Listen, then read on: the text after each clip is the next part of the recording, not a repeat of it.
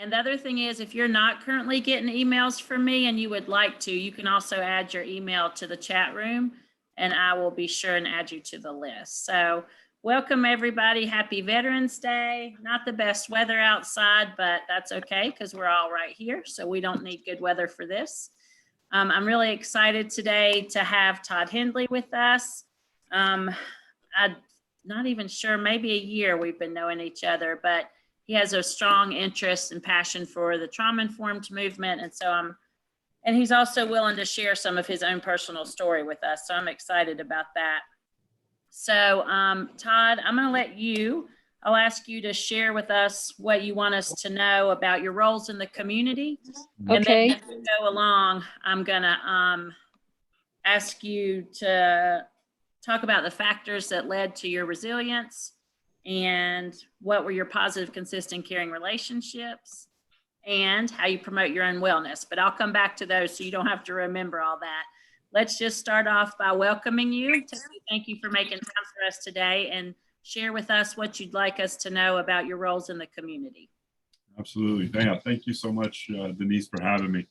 Yeah, so my name's Todd Hendley, and I wear a few hats here. I'm the managing partner of Ransom Pub downtown, so a restaurant right here downtown, and also I've been doing that for about 2 years since we had the big renovation, about 2.5 years now.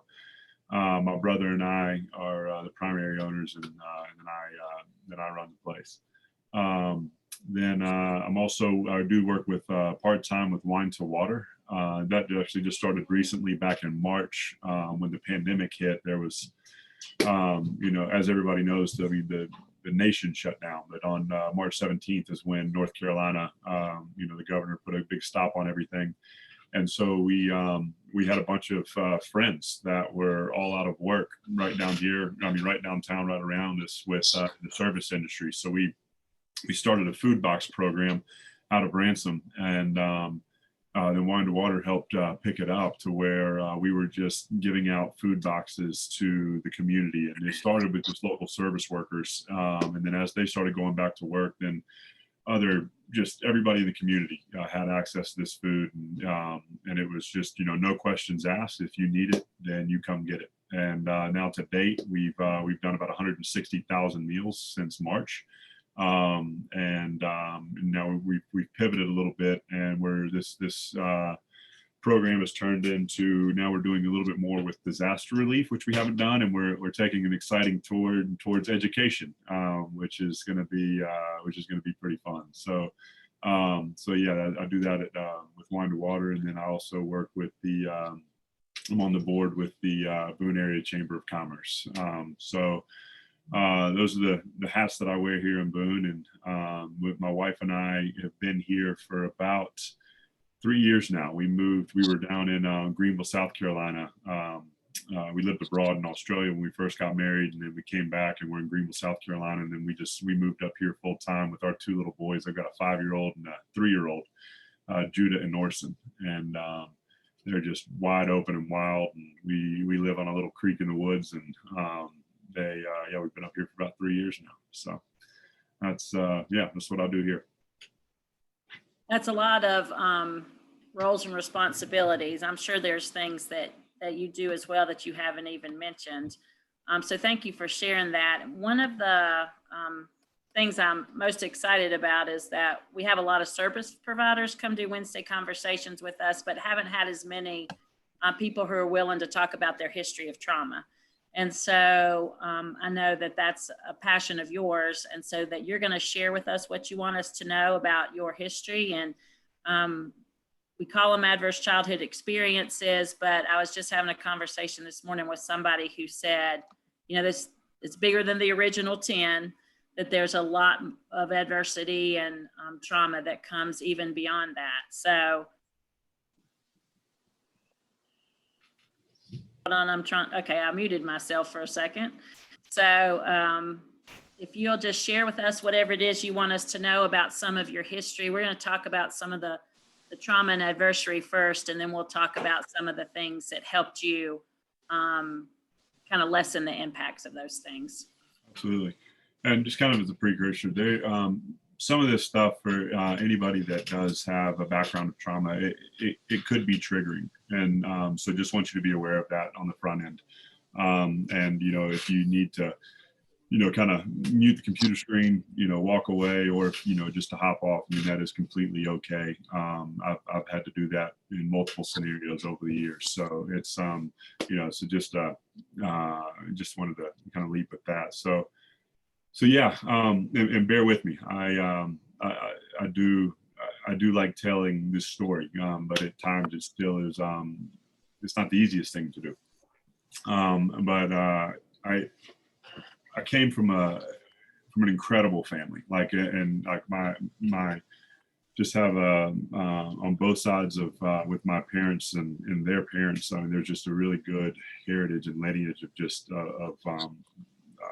just a strong family that I love dearly, and that have played a really very important role in and that are safe adults in my life.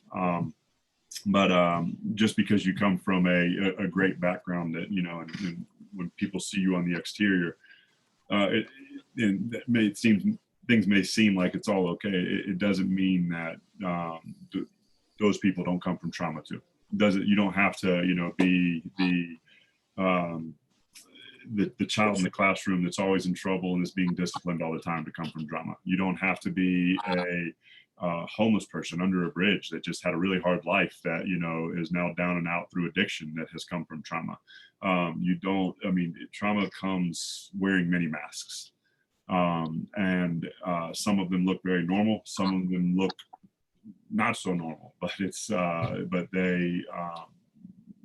trying to judge that book by its cover is nearly impossible. So it's I did come from a very supportive, awesome family. And I was actually doing some writing the other day and was thinking back on my life before trauma happened, and everything kind of started happening in early elementary school. But before second grade, I some of my earliest memories, I was really reflecting back on that, and I remembered joy. And joy is something that has been it's just now starting to come back into my life, and it's been really cool.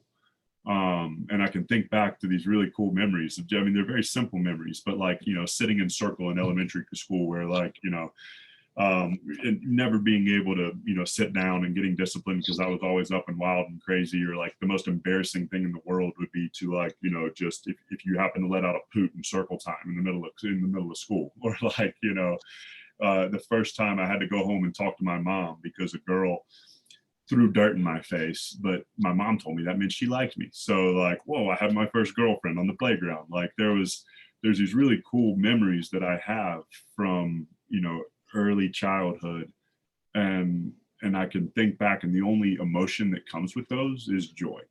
So, I mean, I was doing a lot of reflecting the last few days over this, and then I hit kind of the second grade, and at that point, I don't remember joy as much. There were times that were happy, and there were times that, you know, that were, and it's still coming from a strong, supportive family. There were times that were really good, but I remember the overarching emotion that I think of is happiness and joy from before second grade. After that, I can think of moments of happiness and joy, but I think of this, there's kind of this cloud that's over that, with a lot of pain, some happiness, some joy, but I can't really explain it other than there started to be a cloud there, and it was with some pain. So what happened was, in second grade, I was diagnosed with a learning disability, pretty severe, and second grade teacher brought my parents in and just said, "Hey, you know, I think your son needs some special assistance. He you know, could use some different programs. I don't think that I'm able to, you know, help him in this class. He needs some additional stuff." So we went and got tested, and there was came back that I did have this a language-based learning disability. It affected my short-term memory, and so we went back and we met with the principal and another teacher in the special ed, and basically what we were told was that they were unable to help me, that there was probably no chance that I would ever learn to read over a fifth grade level, and that I would never learn to do basic arithmetic or math over an elementary school level. I might make it past the 8th grade, but graduating high school was probably out of the question, and there was just no chance of college. So, I mean, being a second grader and, kind of hearing these things, and again, this is coming from, multiple conversations and times and stories, but in the mind of a second grader and in the body of a second grader, what that feels like was and is that, man, I'm just not enough. I mean, these safe adults in my life have now just told me I'm not good enough. The way that I am, that I'm not good, that I'm not enough. And that cloud kind of came over. Now, my mother, being the incredible woman and fighter she is, just, I mean, almost jumped over this table and was ready to beat a guy. But she and my parents refused to believe that. They were just, they said, absolutely not. I mean, my child is not dumb. He is smart. He may learn different, but we're going to show you. So we started going to see a doctor, a specialist in Chapel Hill, who is world renowned for working with for the specific type of learning disability that I had. Wrote a bunch of books, was on Oprah multiple times a year, did a ton of work with children, and we lived right up the road. We lived in Greensboro, so it was a short drive to Chapel Hill. So we went and saw him and his team a lot. And so those next 2 years, we repeated second grade. My mom brought me in and homeschooled me, and all we did was reading and math. That was it, and then a bunch of play. It was reading, math, and play. And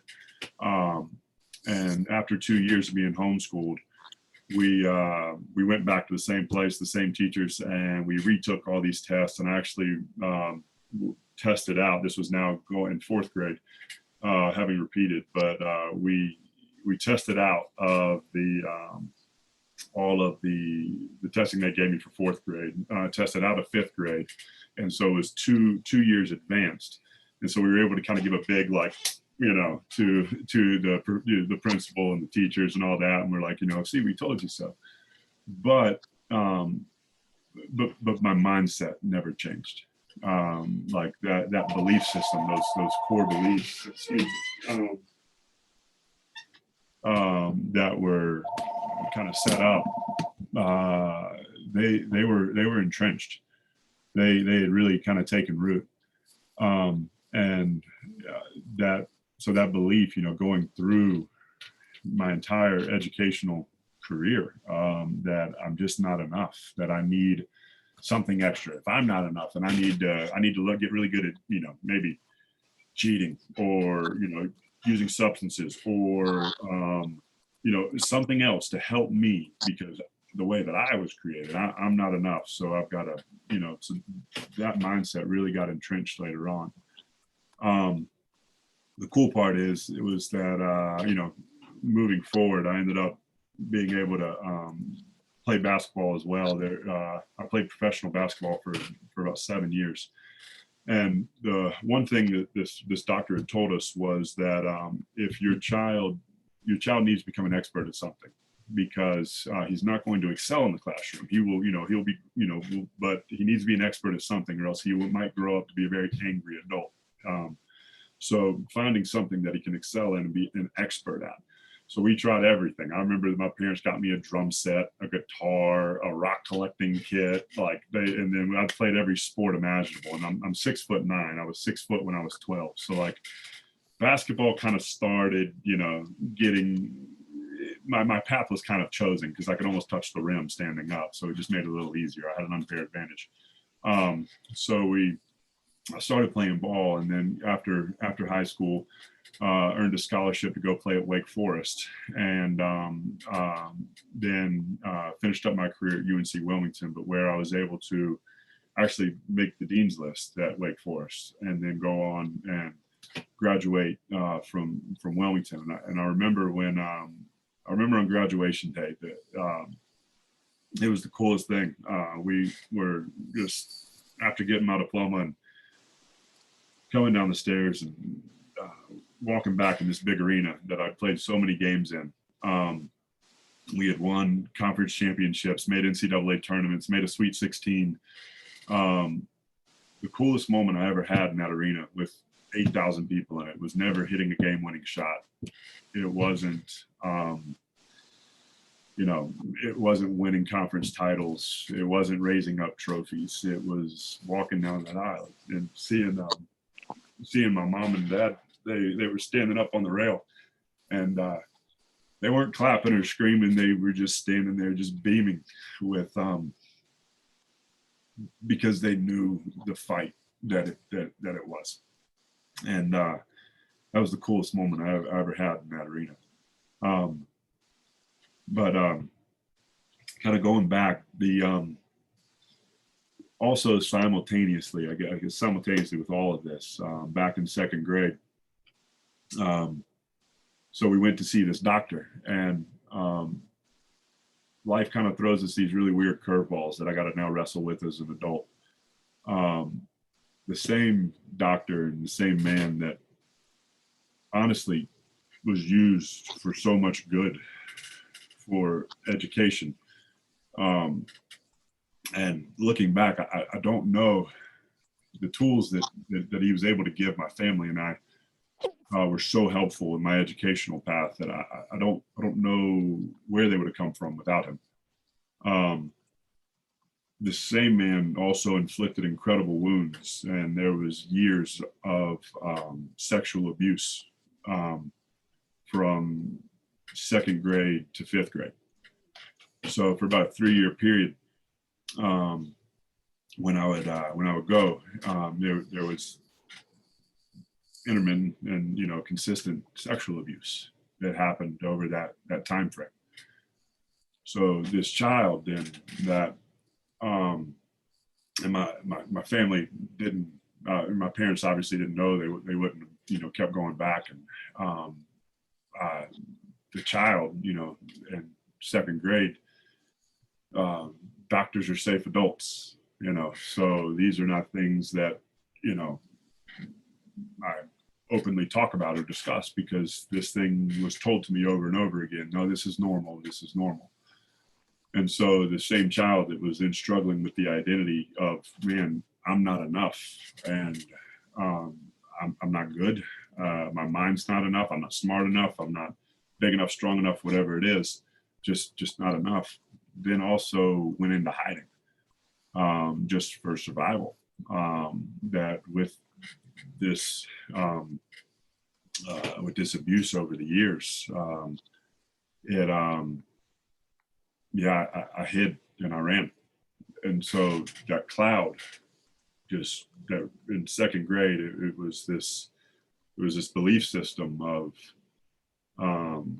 I've been told by multiple safe adults in education professions and from doctors, from that, one, I'm not enough. And two, you are not safe.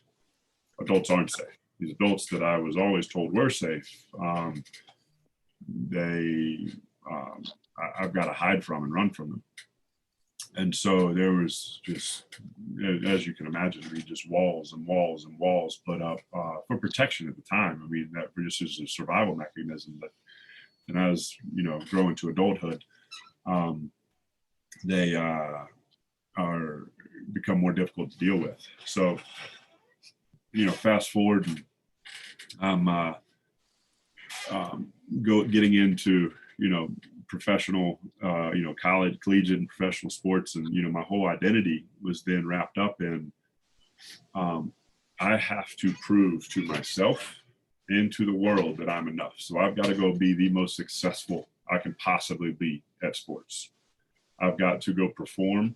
I have to, to find my validation, to find just my place. But it's something I'm proving to me. No, like I am enough. Like you told me I wasn't. So like every team that I ever made, and early on, I sat the bench in middle and high school, but I had to prove and work myself to where I was in a starting position. So some of that stuff was healthy, but a lot of it was coming from a place of survival, that I had to prove to me that I was enough. I had to prove to the world that I was, because that's what, that's how I got that validation. And that carried all the way through my professional and my career in sports, playing 7 years over in Europe, and then coming back here. But then also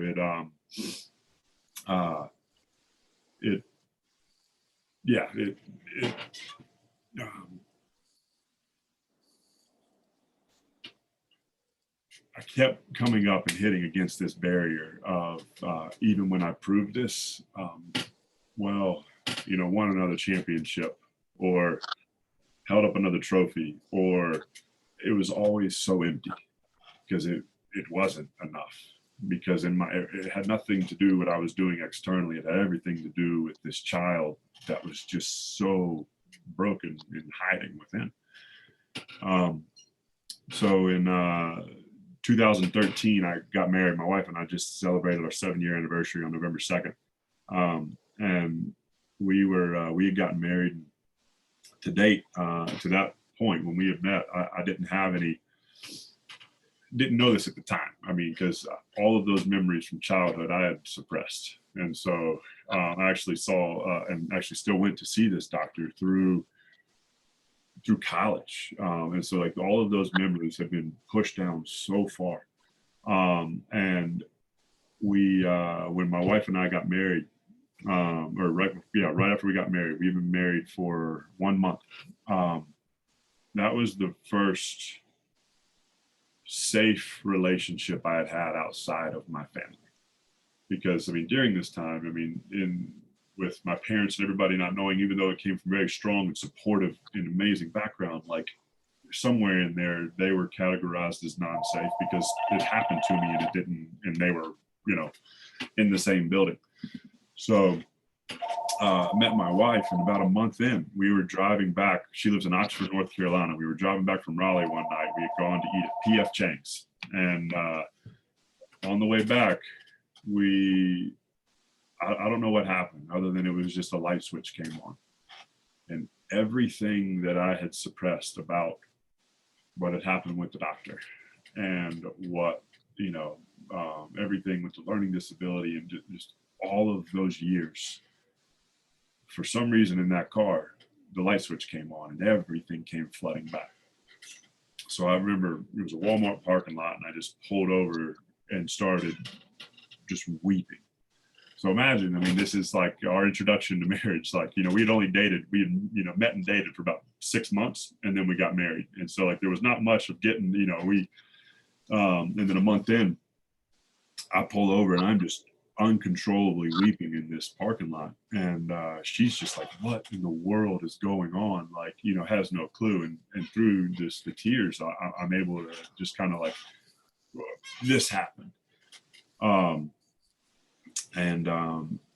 3 days later, we were scheduled to go fly to Australia to finish up, play one more season professionally. And so we scheduled an emergency meeting with my therapist at the time, and kind of just word vomited all this out. And he just was like, man, there's so much to unpack here. We're not going to do this all today. It's great that you recognize this, but just y'all go, y'all have fun in Australia. And if you want to talk about it, talk about it. If you don't, that's okay. And when you come back, let's meet some more. But what happened there was there was, for the first time in my life, a safe adult. And so there was these barriers that were in my being that I had just hidden behind. This inner child had hidden so much behind for the first time in my life. And there was this woman, there was this safe adult that was right here that I could trust, and that I could. And so these barriers started coming down. So now looking back, I didn't know it at the time, but it was after, many years in counseling now, like that, being with a safe adult, that light switch was able to come on, and some of those barriers were able to just kind of fall down, and we were able to start chipping away at it. So now fast forward a few years later, and we're 7 years in, and there's been struggles with substance abuse, and alcohol, drugs, all sorts of stuff that, before, once we knew that 7 years ago, I'd always, partied and stuff in the off season, but it was never something. But then we take away the thing that I can perform with. We take away basketball, the thing, and then insert business. And it was like, okay, well, I need to get an edge. So started taking a bunch of stuff that I could stay up later, work longer, be on the road longer. And then alcohol is like alcohol consumption increased because I had to come down off that stuff. And so I started drinking more too. But it was all of these, symptomatic things that were covering up this, that were just popping up because of this root of, pain and hurt and hiding and running that this child had experienced back from 2nd to 5th grade. So now we're here in Boone, and we're a number of years into just a lot of intense counseling, and it's been the hardest, most fearful at times, and difficult thing I've ever done and walked through and faced. But I'm lucky enough to have this incredible woman and this safe woman that is right here beside me that encourages me every single day.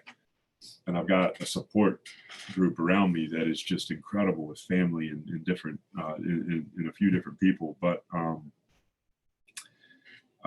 it's still a struggle. I mean, just before this, like I was terrified.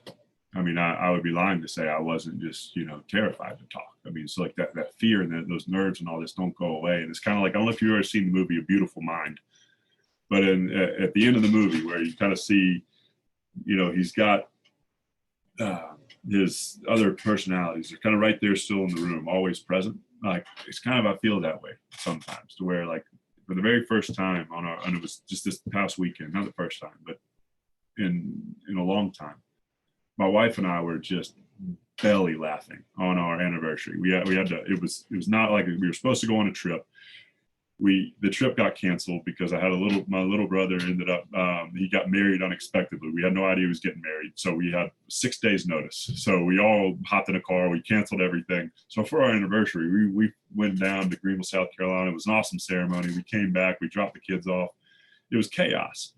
But that night, we remember laying in bed and we just were flirting, laughing and hanging out. And at the end of the night, we just rolled over and we both looked at each other. We hadn't laughed like that since we had been married.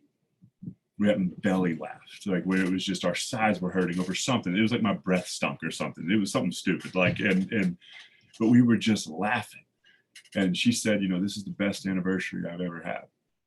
And it's the truth. Like, if that over time, if we put ourselves in situations and we can recognize this and face it, and we put ourselves in, with safe adults, and we actually look at our trauma and can kind of peel the curtain back, joy does come back. And so I can look back at the time before 2nd grade, and there was this time of just joy and happiness, and there was a period that it wasn't. And now we're kind of coming into another phase that this just inexpressible joy that I don't know where it's coming from, but it is it's really good. And I know one of the things that I can attribute that to, it's a lot, but it's that theme, and it's that truth of having adults and having relationships in your life that are safe. So Todd, I appreciate you sharing all that with us. I've had several conversations with you, and I know you live in a place that's both compelled and terrified of telling your story. So thank you for being brave. You've touched several times on, and we say all the time in WCCI, you've been there with us. And one of the factors to offset trauma is relationships with positive, consistent, caring adults. And you've mentioned your wife and how the strength that you got from your parents, even though they might not have known about some of your trauma. Are there other, and you said now you've developed a support system. What are some of the other positive, consistent, caring relationships that you feel like have helped you become more resilient? Absolutely. So I don't have many. It's also something that I protect. But there's you, like my brother is one of the reasons we moved to Boone. There's 5 kids in our family, and we're all really close, but my brother and I have a very close relationship. It wasn't always the case when we were kids. We actually, beat each other to a bloody pulp. But now he is one of the safe adults in my life. Also, I mean, my parents they live here in Boone, and being able to talk about this with them and, talk about what happened during that time with my parents, like as difficult as that is, it's also been incredibly healing. And that relationship is, becoming just so much better. And not that it was ever bad, they've always been incredibly supportive and just loving and caring. And I mean, it's one of the reasons why I think I'm able to sit here right now. And because I had these adults in my life, and with my parents and with coaches that were safe and were able to guide me, and even though they didn't know what was going on at the time, I had a lot of structure and I was able to trust. And had it been the same exact experience that happened to somebody else, but may not have had as supportive parents, or had been in athletics with supportive coaches, my trajectory could have been completely different. And so so my brother for sure, my parents for sure, and then my counselor that I meet with regularly, he is that has helped me really dig in and unpack a lot of this, is also very safe. And then there's some so those are the main ones. And I'm going to send you I'm going to copy and paste the chat for you and send it to you. So I'm not reading all this right now, but just several people saying thank you for sharing and that you're an inspiration, and that they like that you point out how trauma can happen to everyone. And it's a gift to get to hear your story. That was something that I really appreciated you pointed out. Was a lot of times when we talk to people, they want a checklist of trauma looks like this: dirty clothes, messed up, need a haircut, tired, those kinds of things. So I appreciate you pointing out that it comes from everywhere.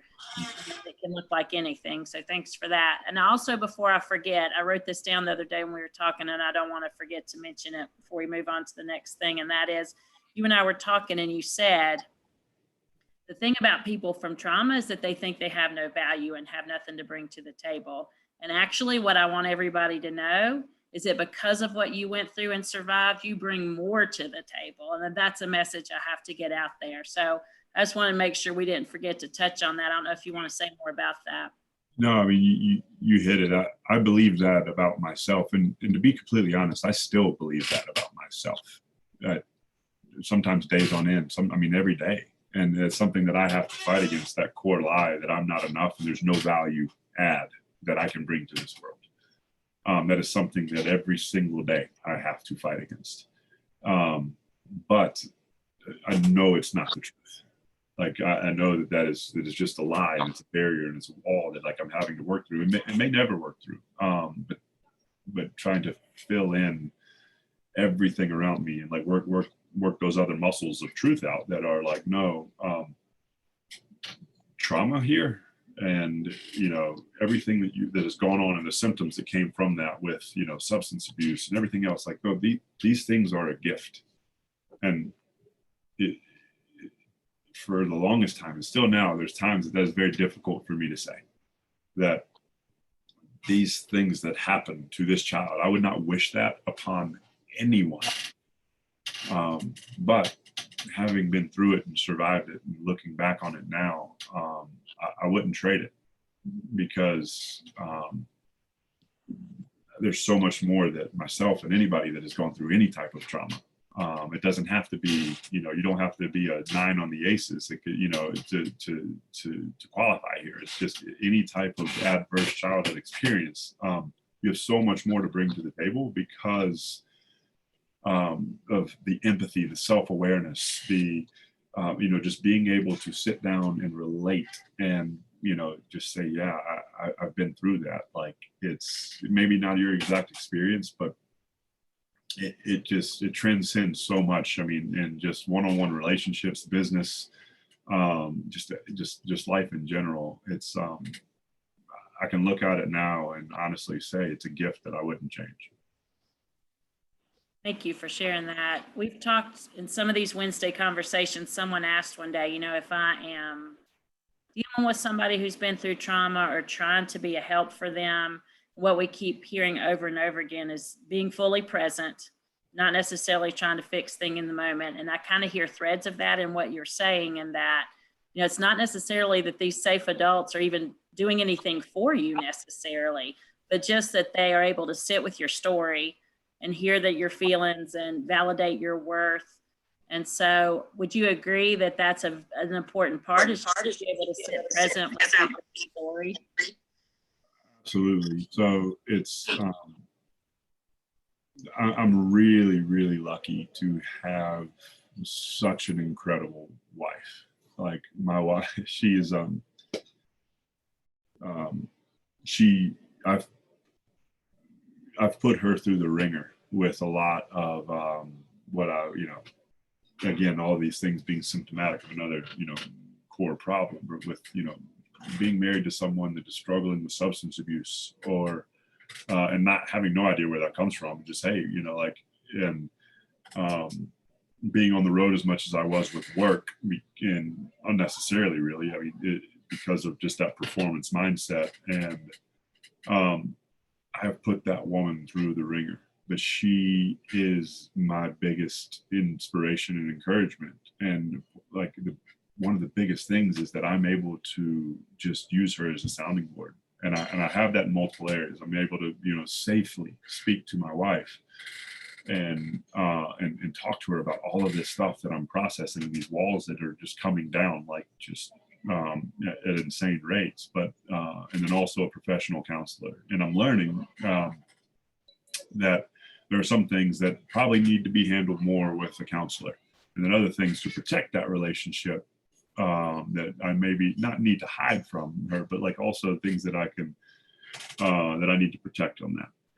But throughout this entire process, I have been blessed with having a very consistent, safe adult that is just the most incredible woman I've ever met. And without that, I wouldn't be here either. That light bulb came on because of her.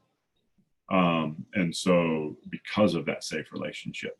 So I think being able to have that and having somebody that you can talk to openly and honestly, and even if it's just processing, man, I'm mad. All right, well, let's uncover that. And it may be times that you're just word vomiting emotionally. Being able to have, groups of people, or in some form of group therapy, or whether it be a professional counselor, or whether it be a family member or spouse, for me, it's essential. So one of the last things I want us to talk about before we, and I don't think I said that at the start, you're welcome to type into the chat, but if you want to ask Todd something, you don't have to wait for me to give you time to do that. One person who said something in the chat is that there's others that I want to hear your testimony. I have to remind myself to encourage families not to project that you are not good enough to their children, and to be an advocate for their child. That's powerful stuff. So let's talk for a minute about, because this is another thing that you've been really honest with me about, is just that your struggles continue to be present, and that you really have come up with ways to try to promote your own wellness and take good care of yourself. So can you talk to a little bit about what those things are? Yeah, absolutely. So I'm not like a poster child for, I know for any form of consistency here on this topic. I mean, the biggest thing I've been able, fostering these safe relationships has been the biggest thing. Consistently going to seeking a professional counselor has been incredible. There's some group therapy type stuff that I do very regularly. Just being able to talk openly with other people that are like-minded, that is also very helpful. I wish I could say like exercise every day and all this kind of stuff. Like, I mean, I did that for a living for like 20 plus years. Like, I mean, if I never saw a basketball court again, I think I'd be fine. So like, it's, you know, it's, but I hear it's great for this. I mean, the biggest thing has been for me, I mean, those safe relationships. But another thing that I've found, I mean, and not everybody has this, so I know my situation is a little different, but I've got some of the best medicine right at home with my 3-year-old and my 5-year-old, to where I have an opportunity every single day that, like, and the older they get and the closer they get to the age that I was when all this happened, it's bringing back up and triggering me a lot. And so parenting them the way that I wish that I could go back and talk to that child in me has been, it's been incredible. Now it's some of like, and I'm ashamed even to admit this, but like I'm dealing with a whole lot of rage, like that comes up with this, the rage and shame. And so like, as these things come up, having to parent through that with my children has been, and not running from it, not being like, all right, I'm just going to go outside, or I'm going to go cut the grass, or like, but just kind of sticking in it in the moment with them through the tough stuff has been, that's been incredible. And so, you know, there's going to be relationships in all of our lives that are going to be triggering, and like, I'm remembering in those moments that like, hey, like, why am I feeling this way? It's probably not because of this situation. Like, that person didn't piss me off. Like my 4-year-old, because he said no, daddy, like I'm not rage filled because of that. Like, this is something else. So like, being able to pause and say, you know, man, okay, like, I know that's coming from somewhere else, but I am going to choose to treat this person in front of me with kindness. And like, that is me parenting that child in me. That is me, that is healing. That is healing all of that trauma. And so it's, so like, even in just everyday relationships, that has been probably the most healing thing, is like, when those triggering moments of rage and shame and inadequacy come up, just knowing it has nothing to do with this situation. It has everything to do with what happened then. So how am I going to choose to respond here in this relationship? That, so, I mean, there's, yeah, I mean, that really is because I see it every day. That's what I'm doing constantly with my children and my wife. And so, I mean, I wish I could say, like, again, like, you know, hey, go out and run 3 miles and, you know, do all these awesome things. And it's really just, it's relationship building and relationship healing that has been the most consistent thing I've done. Connection. I don't think you and I have talked about this before, but I sent you that interview that I did recently, where I don't know if this is your experience, but I literally feel 2 different parts of my brain these days. I didn't start until I started learning about trauma, but I feel the old, and when you talk about the rage and being able to recognize that is not an applicable reaction to what's happened in front of you. And I describe it as like, my brain that was engineered in trauma wants to react one way, and then my brain that's starting to heal wants to react a different way. And those 2 things going on at once, and really having to have safe adults to be like, this part of my brain wants to do this, and this part wants to do this. And I know what's going on, but I have to, right now, it's also new. I have to have someone outside myself to help me process all that. It's an interesting set of dynamics to try to navigate through and live with. So I think that's admirable that you are aware. I mean, I think about all the people who have either not started on the journey or aren't quite there yet, who react to the rage with their 4-year-old, you know, because they don't know yet that those things, it may not be about what's going on right now. So let's see. I feel like we're at a pretty good stopping place to let anybody that has any comments or questions. One of the things that Todd said was that he's open to hearing from you, or answering questions or hearing your thoughts. So if you have something that you would like to say, I'm going to pause. I always give it a few seconds because it takes people a few minutes to find their mute. So I'm going to give you a few seconds if you'd like to jump in and ask or say anything. He'd love to hear from you.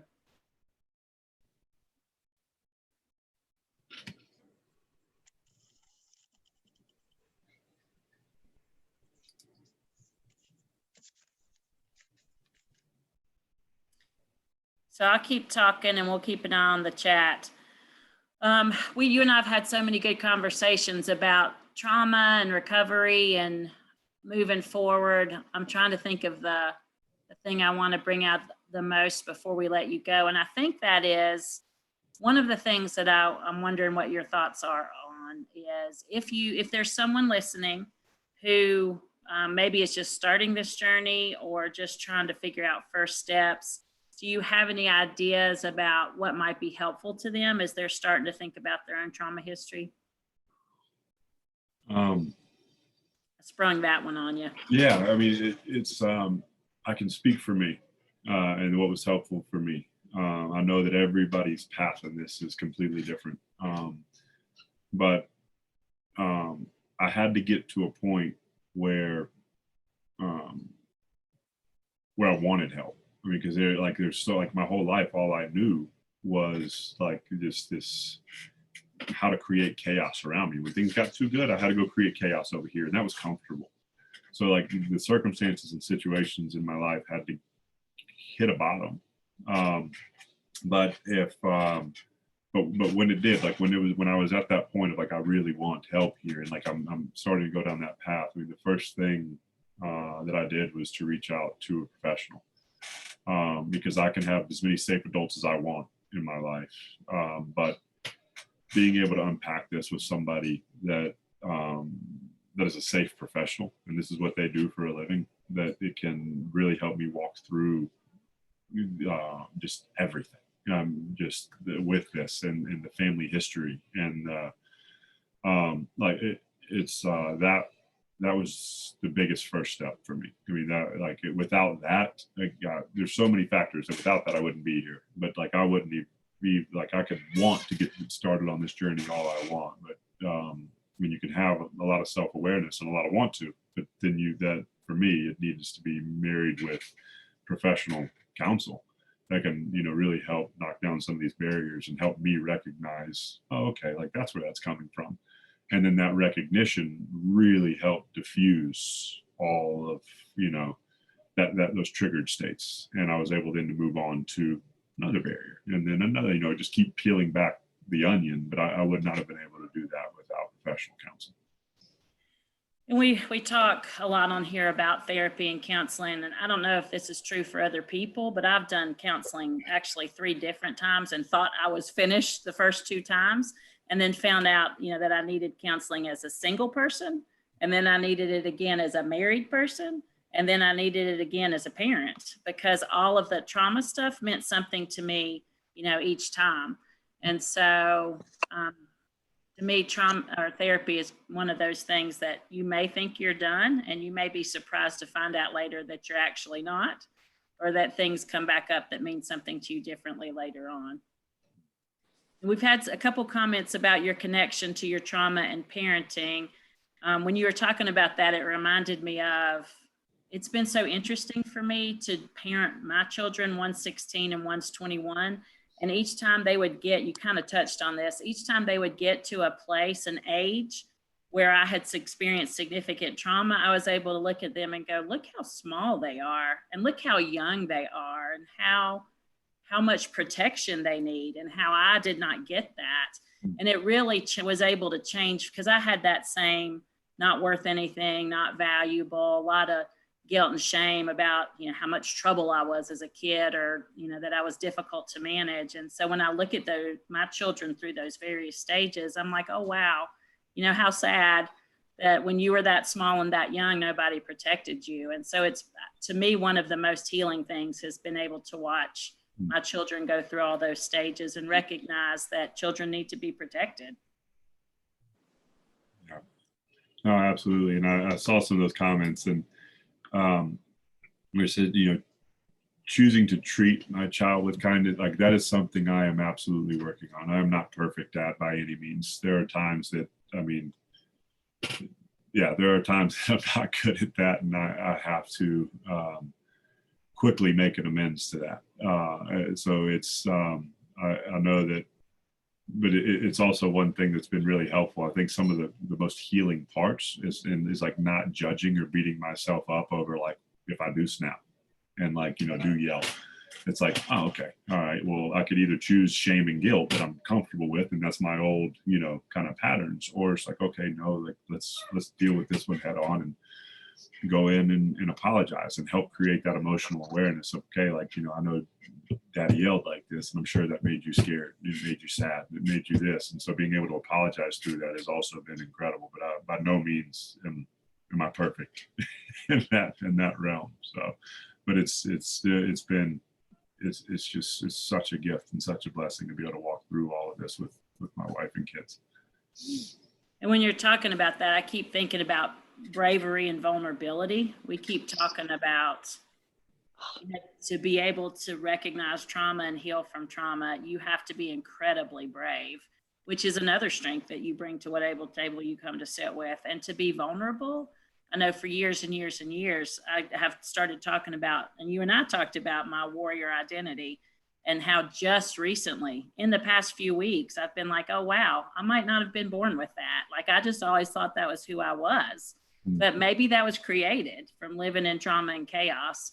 And so being able to, be open to looking at things and be fully present and be brave and vulnerable, those are all really, really big things to do. So, but I hear you talking a lot about being fully present, being vulnerable, and those are, I'm sure, really important things for you.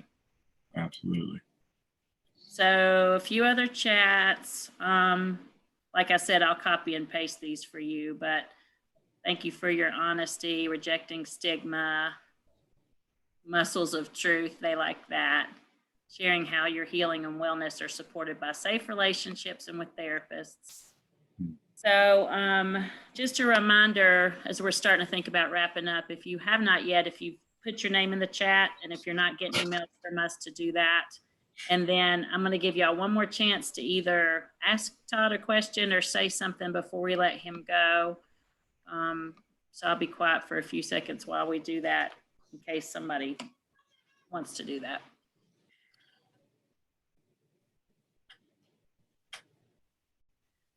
Todd, I know we've talked about before that you're willing to go places to have this conversation with other people, either in churches or organizations or groups. And so if somebody wanted to get in touch with you to talk about something like that, what would be the best way to do that? Honestly, the best way would just be to email me. I mean, I'm wide open, whether it be just, one-on-one discussions or like you said, any type of group setting. I'm more than happy to talk. The best way would be to email me, and I'll put that in the chat. I'll let you do it. It's todd@ransomboone.com. That's one I check the most. So,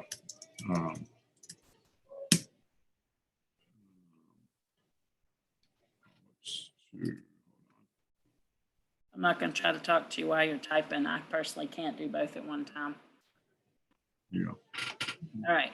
There's Todd's email. If you would like to have him come talk to your organization or group, I know that you have expressed feeling a driving need to get out the message that people are worthy and they have value and that brains can heal and change. So if anybody's interested in hearing more from you on that, you're looking for those opportunities. So before I let you go, Todd, is there anything I didn't ask you or that you feel like you need to say before we leave? No, I mean, I think we hit it. Just thank you for the opportunity to share this. I mean, I guess, I really want to just kind of circle back to one thing we talked about, and I'm glad you brought back up. For me, and I'm sure a lot of people that think the same, that our past experiences don't define us. No matter how we feel. I mean, so fear, shame, inadequacy, guilt, doesn't matter what we've done or what we've been through. Hadn't remembered joy like I experienced over the last couple of weeks since I was in second grade. I remember periods of it. I remember glimpses of it, but like this overwhelming serenity and joy, it's been over 30 years. It's been 30 years. But and I would not change 1 second of those 30 years because of what I'm able now, like the lens that I'm able to experience life through now. So there is always hope. So if you are starting on this path, if you haven't started on this path, if it's something that, I would just encourage you to just don't be afraid of it. Peel back the curtain and run towards it. And that is actually what I was going to end on, because I want everybody to know that Todd was actually scheduled to come in the spring. And the people that were supposed to come today, actually last week, were like, would be terribly disruptive if we can't come next week. Could you do something else? And so I was like, who is burning to tell their story and would feel like he's obligated to tell me yes? And I thought of Todd. And so I called, and there was things happening on your end that I'm not going to tell your story for you. But I think what both of us have experienced is that you have to be open to where the journey of healing takes you. And that also takes bravery. But that's one thing I've found in the past 5 years, is that I have to listen to that little voice inside of me saying, do this next. And so I called you, and you agreed to help me. And here we are today. And this was the day that you were supposed to talk. So I am a big fan of hope and joy and taking a step into your destiny. So really appreciate you being with me today and talking with all of us. And hopefully we'll get to talk more at some point. I'll send you all the chats so you can see all these and read them over and over again. I'm hoping that will help you on the days that you feel like you're not good enough. So I hope the rest of your day goes well. Awesome. Thank you all so much. You're welcome. I look forward to talking to you again soon. Awesome. See ya. Bye, everybody. Have a good rest of the day.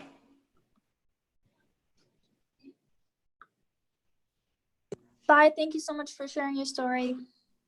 Thank you.